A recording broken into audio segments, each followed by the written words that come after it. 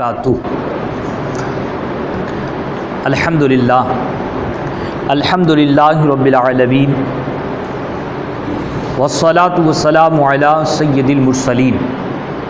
अम्मा बाद फ़अऊज़ु बिल्लाहि मिनश शैतानिर रजीम। बिस्मिल्लाहिर रहमानिर रहीम।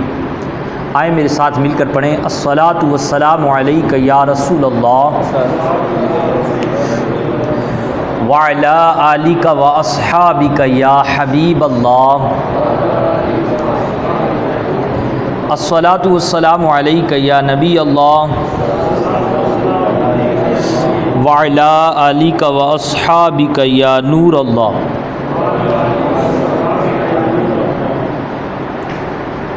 दुरूद पाक की फ़ज़ीलतें बेशुमार हैं।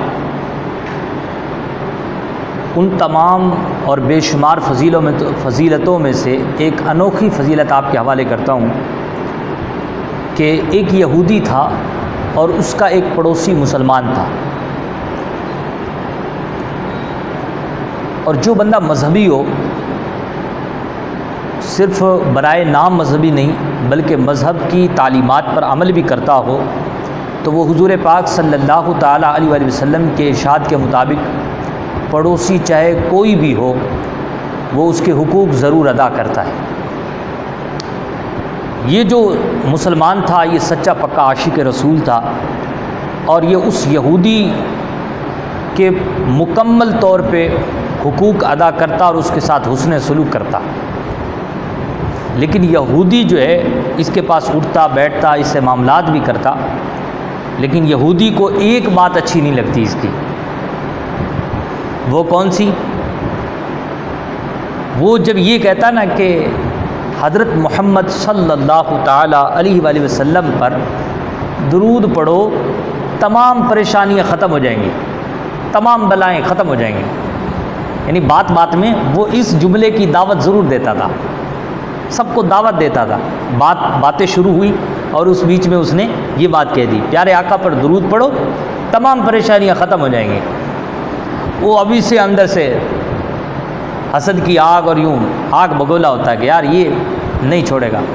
जब भी कोई बात होती, यानी दिन में ना जाने 15 बार 20 बार इस दावत को वो दोहरा देता कि आका पर दुरूद पढ़ो, तमाम परेशानियां ख़त्म हो जाएंगी, आका पर दुरूद पढ़ो, तमाम परेशानियां ख़त्म हो जाएंगी। अब ये परेशान हो गया। इसने एक मंसूबा बनाया, एक प्लान बनाया कि यार इसका अब अकीदा बन चुका है, इसका एक नज़रिया बन चुका है, हमें इसका अकीदा कमज़ोर करना है। वो इस तरीके से, अब उसने जो प्लान बनाया वो ये था कि उसने सोना ख़रीदा और जाकर के सुनार को दे दिया और कहा कि ऐसी अंगूठी बनाओ जो दूसरी अंगूठियों से बिल्कुल अलग थलग हो और बिल्कुल नई अंगूठी हो। सुनार ने अंगूठी बनाई। अंगूठी बना करके ये अपने मुसलमान पड़ोसी के पास आ गए और कहने लगा कि मैं सफ़र में जा रहा हूँ, आप मेरी इस अमानत का ख्याल रखना। अब ये कह करके और उसने वही जुमला दोहराया, मोहम्मद सल्लल्लाहु अलैहि वसल्लम पर दुरूद पढ़ो, तमाम परेशानियाँ ख़त्म हो जाएंगी। अब उसने वो अंगूठी ले ली और जाकर के एक बाहिफाजत मकाम पर रख दी। इसने सब कुछ देख लिया कि इस मुसलमान ने अंगूठी कहाँ रखी है। रात में चोरी छप्पे आया और वो अंगूठी उठाई और अपने साथ ले गया और सुबह को वो रवाना हो गया। और यहाँ तक कि वो दरिया वाले रास्ते से जब बीच दरिया में पहुँचा तो उसने जो है उसी दरिया में फेंक दिया और फिर कहता है कि अब मौका है उस मुसलमान के पास जाने का और अब जाकर के मैं उससे अंगूठी का मुतालबा करूँगा। वो जब अंगूठी नहीं देगा तो फिर मैं सबसे ज़्यादा लान तान इसी पे करूँगा कि क्या आका पर दुरूद पढ़ने से परेशानियाँ ख़त्म हो जाएंगी। तुमने तो अपनी परेशानी बढ़ाई मेरी और बढ़ा दी, इतनी कीमती अंगूठी तूने तबाह कर दी। अब ये तमाम बातें सोच समझ करके वो इनके यहाँ पहुँचा, मुसलमान के घर। जब ये पहुँचा तो मुसलमान ने बड़े हुस्न सलूक के साथ इसे बिठाया और बिठाने के बाद कहा कि आप आए हैं तो खाना खा करके जाएं। उसने अंगूठी का मुतालबा किया, कहा अंगूठी तो मिल जाएगी लेकिन आप आए हैं तो खाना खा करके ही जाएं, उसके बाद आपका मुतालबा भी पूरा किया जाएगा। और वो खाने में मछली ही थी। अब उसकी बीवी ने जो है मछली को चीर फाड़ा और वो चिल्लाई, और जब वो चिल्लाई तो ये मुसलमान भाग करके अपनी बीवी से जाके मिला तो बीवी ने कहा कि देखो ये वही अंगूठी है जो उस भाई की थी और हमें मिल नहीं रही थी, और वो अल्लाह ने इस मछली के पेट में डाल रखी है। खैर वो खाना वगैरह हुआ और ताम वगैरह हुआ और सिलसिला ख़त्म हुआ। उसके बाद उसने अंगूठी का मुतालबा किया, और जैसे ही उसने अंगूठी का मुतालबा किया तो फ़ौरन उस मुसलमान ने यही जुमला दोहराते हुए कि प्यारे आका पर दरूद पढ़ो, तमाम परेशानियाँ ख़त्म हो जाएंगी, ये कह करके अंगूठी निकाल करके उसके हाथ में दे दी। वो आग बगोला, हैरत में बिल्कुल मबहूत हो गया, ये क्या हो गया, अंगूठी मैंने फेंकी थी, वापस इसके हाथ कैसे चढ़ी। अब मुसलमान ने सारा वाक़या सुना दिया। अब जब सारा वाक़या मुसलमान ने सुनाया तो ये जो है झूम उठा और हुजूर की मोहब्बत में, वारफ्तगी में बिल्कुल महव हो गया, और महव होकर के कहता है यार इस हबीब का दामन तो मुझे भी पकड़ा दो, मैं भी पढ़ता हूँ अशहदु अल्ला इलाहा इल्लल्लाह व अशहदु अन्ना मुहम्मदन अब्दुहु व रसूलुहु। तो ये दुरूद पाक की बेशुमार फजीलतें, बरकतें हैं। बस हकीकत ये है कि यकीन होना चाहिए मुकम्मल तौर पर कि मुस्तफ़ा करीम सल्लल्लाहु ताला अलैहि वसल्लम पर दुरूद पाक पढ़ने से परेशानियाँ दूर होती हैं। यकीन होगा तो इंशाअल्लाह अल्लाह तबारक व ताला इस यकीन के सदके तमाम परेशानियाँ दूर करेगा।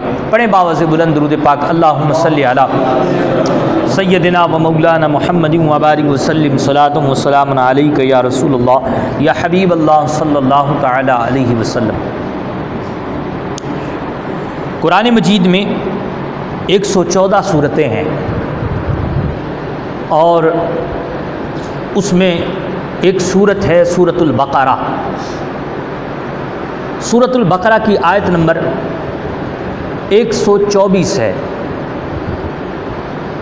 आज हम इसी आयत की तिलावत करेंगे और इसमें जो कुछ बयान किया गया है उसको भी आपके सामने पेश करेंगे।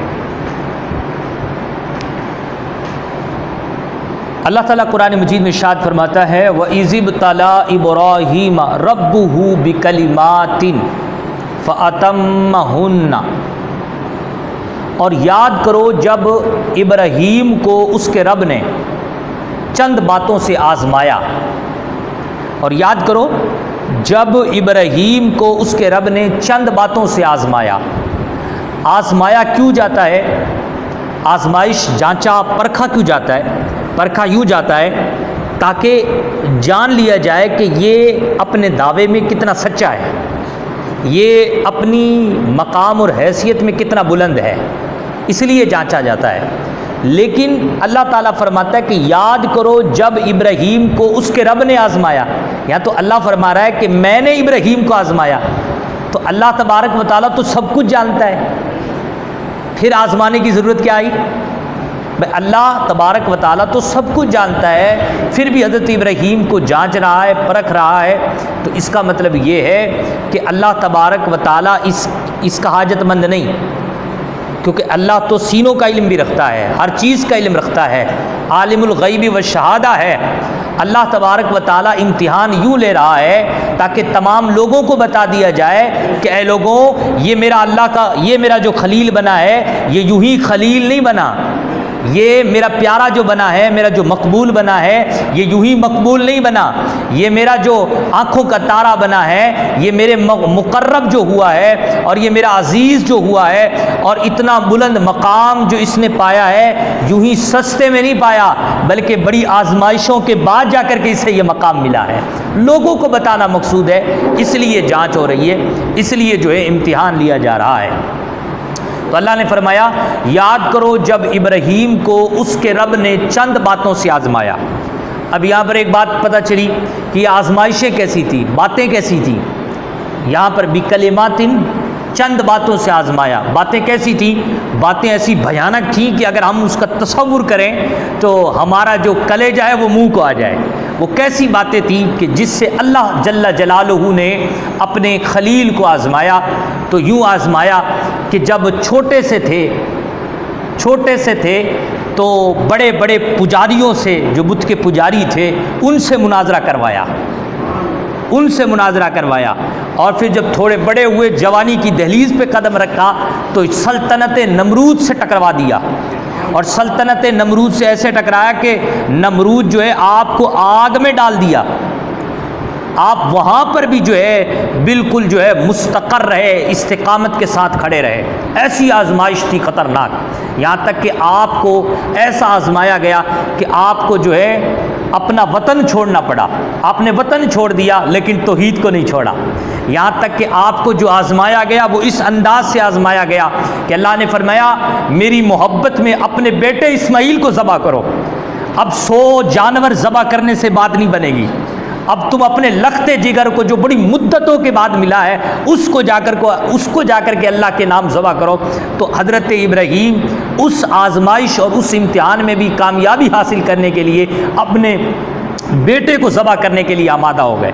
ये आजमाइशें बड़ी सख्त और दिल आवेज़ा थी, यहाँ तक कि जब आजमाइशें ऐसी थी कि ये जो मक्कातुल मुकर्रमा जो हम सब के लिए अजीज़ तरीन है, यहाँ पर हज़रत इब्राहीम के दौर में कोई आबादी नहीं थी, बिल्कुल ये वीरान जंगल था।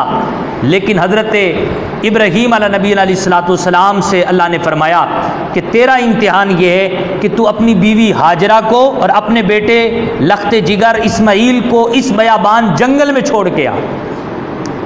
और ये भी मत सवाल करना कि मालिक पानी कहाँ से पिएंगे, ये भी मत सवाल करना कि फल कहाँ से आएंगे, ये भी मत सवाल करना कि खाना कहाँ से आएगा, बस मेरा हुक्म ये तू ये कर गुजर। हज़रत इब्राहीम ने वैसा ही किया। बयाबान जंगल में जहाँ पानी का दूर और नज़दीक तक नामो निशान नहीं था, जहाँ फल और समरात का भी वजूद नहीं था, वहाँ हज़रत इब्राहीम अपनी बीवी को भी छोड़ के आ रहे हैं, अपने बच्चे को भी छोड़ के आ रहे हैं। ये ऐसी दिलावेज़ा आजमाइश थी। तो अल्लाह ने फरमाया चंद बातों से हमने इब्राहीम को उसके रब ने आजमाया। ये चंद बातें बड़ी सख्त थी।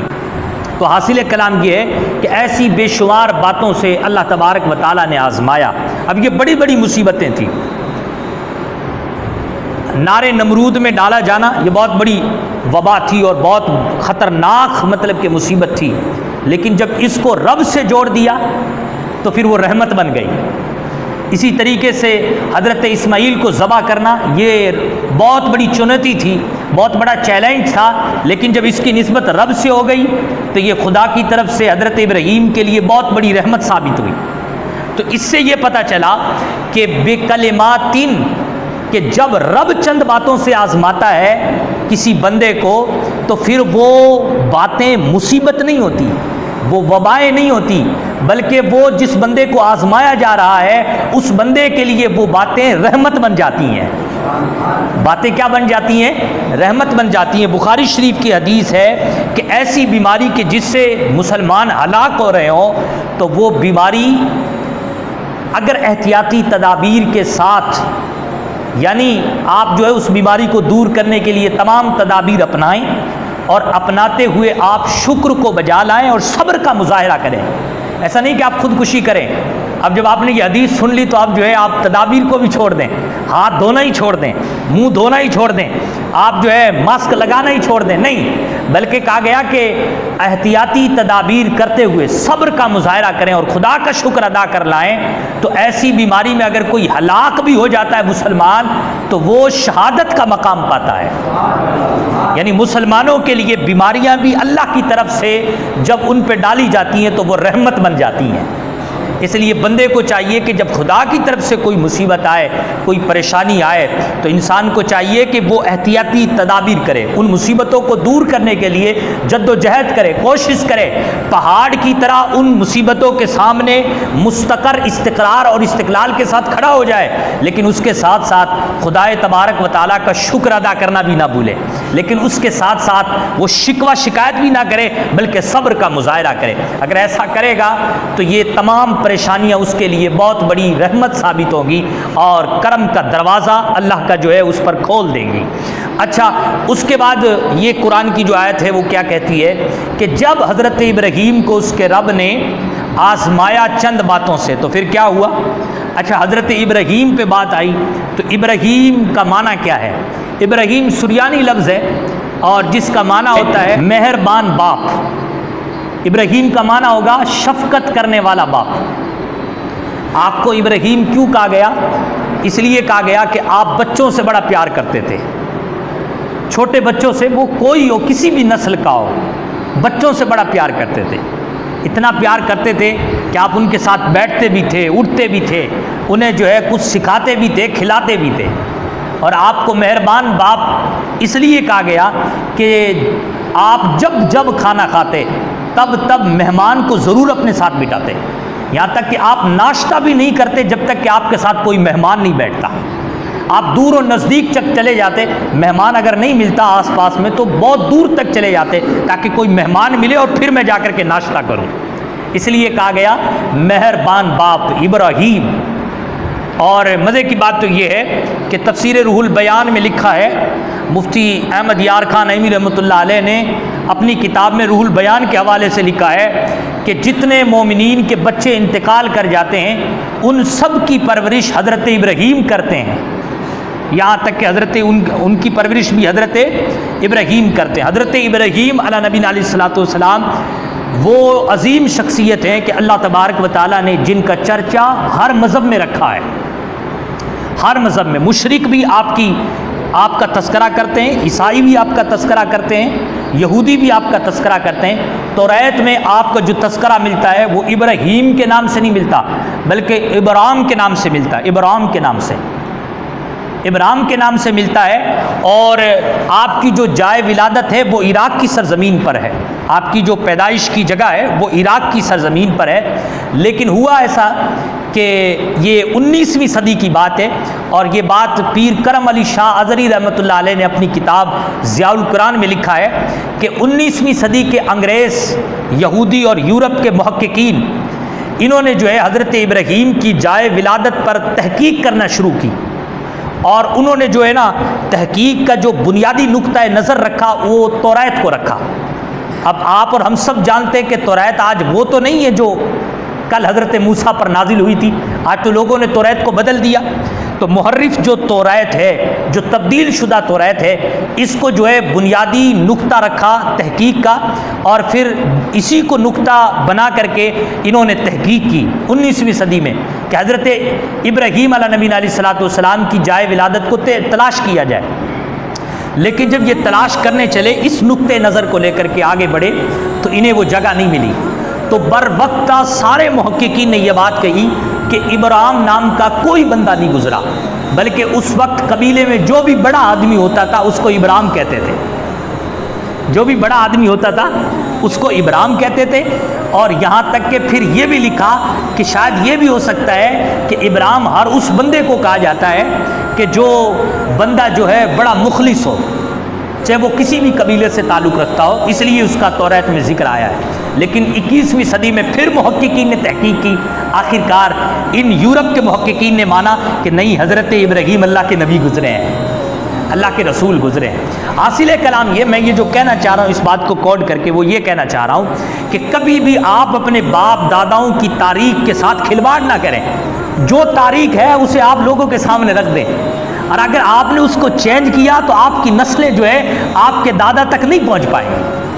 अब ये दावा है यहूदियों का भी, ये दावा है ईसाइयों का भी कि हज़रत इब्राहीम दादा हमारे भी हैं, वो आइडियल हमारे भी हैं, ये दावा उन सब का है। लेकिन इन्होंने हज़रत इब्राहीम की तारीख को चेंज किया और इन्होंने जो अपनी अहम किताबें थी उनको तब्दील कर दिया, चेंज कर दिया, जिसकी वजह से ये दिक्कत खड़ी हुई। तो आज हम सब के लिए ये इबरत की बात है कि हम सब भी अपने बाप दादाओं की हिस्ट्री को ना छुपाएं, उनके नाम को ना छुपाएं। लोग आज जो है होते कुछ और हैं लेकिन अपने आप को सैयद बताते हैं, सैयद नहीं होते, या कुछ और होते हैं ज़ात के एतबार से तो वो अपने आप को कुछ और बताते हैं। आप अपना नस्बनामा कभी ना छुपाएं, वरना हो सकता है कि जो आपके ख़ानदान के अंदर आला किस्म की सलाहियतें मौजूद थी और आपकी नस्लें उससे मुस्तफ़ीद होना चाहेंगी तो कल जो है वो उससे महरूम हो जाएंगी। इसलिए जो हिस्ट्री है उसको तब्दील ना किया जाए, जो है वैसे ही रहने दिया जाए। तो अल्लाह फरमाता है कि याद करो जब इब्राहीम को अल्लाह ने, उसके रब ने चंद बातों से आजमाया। अब इन तमाम बातों से आजमाया फिर क्या हुआ, तो कहा फ़अतम्महुन्ना। तो इब्राहीम अलैहिस्सलाम तो एक मजबूत पहाड़ जैसे नज़र आए और उन्होंने वो तमाम अहकामात बजा लाए, वो तमाम के तमाम बातों में कामयाब हो गए और हर जो है इम्तिहान से कामयाब लौटे। फिर क्या हुआ जब कामयाब लौटे तो अल्लाह ने फरमाया क़ाला इन्नी जाइलुका लिन्नास इमामा, इब्राहीम तू कामयाब हो चुका है, अब मैं तमाम लोगों के लिए तुझे पेशवा बनाता हूँ, अब मैं तुझे तमाम लोगों के लिए पेशवा बनाता हूँ, लीडर बनाता हूँ, कायद बनाता हूँ। तो फिर अल्लाह तबारक व तआला के इस खलील ने कहा, मालिक वमिन ज़ुर्रियती, मेरी औलाद को भी तो पेशवा बना, उनके हक़ में भी तो ये इनाम अता फरमा। तो अल्लाह ने फरमाया, क़ाल ला यनालु अहदि ज़ालिमीन, तेरी ये दुआ भी मैं कबूल करता हूँ, लेकिन तेरी नस्लों में अगर कोई जालिम हुआ तो उसे मैं कभी भी इमाम और पेशवा नहीं बनाऊंगा। इससे वाज़ेह पता चलता है कि पेशवा इंसान का और कौम का वही हो सकता है जो सच्चा इंसान हो, जो खुलूस दिल में रखता हो, जो नीयतें साफ रखता हो, जो परेशानी और मुसीबतों से लड़ना जानता हो। अब अल्लाह ताला ने हज़रत इब्राहीम को तमाम लोगों का पेशवा बनाया। अब हज़रत इब्राहीम की खूबियाँ देखें आप, हर पेशवा को चाहिए, हर लीडर को चाहिए। हो सकता है कि आप में से कोई ऐसा लीडर हो जो ख़ानदान के लिए हो, कोई फैमिली के लिए लीडर हो, कोई अपने कुंबे के लिए लीडर हो। तो हर पेशवा को चाहिए कि वो हज़रत इब्राहीम के औसाफ को पढ़े कि इनके अंदर कितने आला किस्म के औसाफ थे और फिर इसको अपनाने की कोशिश करे। तो अल्लाह ने फरमाया, जालिम को कभी इमाम नहीं बनाऊंगा। तो खुदा की तरफ से जालिम कभी पेशवा नहीं होता, और जो जालिम हो उसको आप भी कभी। अब अच्छा, जालिम कौन है? जुल्म करने वाला। जुल्म है क्या कि वाज़ेह डेफिनेशन मौजूद है, वद उस शै फी गैर महल्ले, कि किसी चीज़ को दूसरे किसी मकाम पे रख दिया जाए, यानी इस चीज़ का मकाम ये था लेकिन आपने इसको इस जगह से उस जगह पे रख दिया, तो ये जुल्म है। इसको जो करे वो जालिम है। मिसाल के तौर पे ये आँखें ले लें, इनका काम क्या था? माँ का दीदार करना। इनका काम क्या था? कुरान की तिलावत करना। इनका काम क्या था? बुज़ुर्गों की तस्कीन बनना।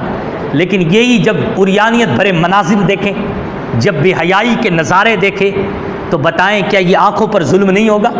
वद उस शै फी गैर महल्ले, आँख का काम तो ये था कि आप जो इससे अच्छी चीज़ें देखते, लेकिन आपने आँख को लगा कहाँ दिया? हरामखोरी पर। तो आपने आँख पर क्या किया? जुल्म किया।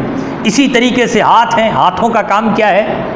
हाथों का काम है बेकसों की मदद में आना, आगे बढ़ना। आप किसी के हेल्प में आप अपने हाथों को आगे बढ़ाएं, आप किसी को बचाने के लिए अपने हाथों को आगे बढ़ाएं, आप जो है माँ का हाथ पकड़ने के लिए हाथों को आगे बढ़ाएं, आप जो है अपने वालिद के हाथों को बोसा देने के लिए अपने हाथों को आगे बढ़ाएं, आप अपने वालिद की पेशानी को चूमने के लिए अपने हाथों को आगे बढ़ाएं। लेकिन यही हाथ अगर ज़िनाकोरी की तरफ जा रहे हों और गैर मुहर्रम ख़वातीन की तरफ बढ़ रहे हों और शराब खाने की बोतलों की तरफ बढ़ रहे हों, तो फिर ये हाथों पर जुल्म है। किसी पर जुल्म पर ये हाथ बढ़ रहे हों तो ये फिर हाथों पर जुल्म है। अब हम जांच सकते हैं कि क्या हम कहीं जालिम तो नहीं। अगर हम जालिम हैं तो फिर हम खुदा की तरफ से तो लीडर नहीं हुए, फिर पेशवा नहीं हुए। तो हमें चाहिए कि हम इस बात पर भी गौर करें कि कहीं ज़ालिमीन के औसाफ रज़ीला ये हमारे अंदर तो नहीं पाए जाते।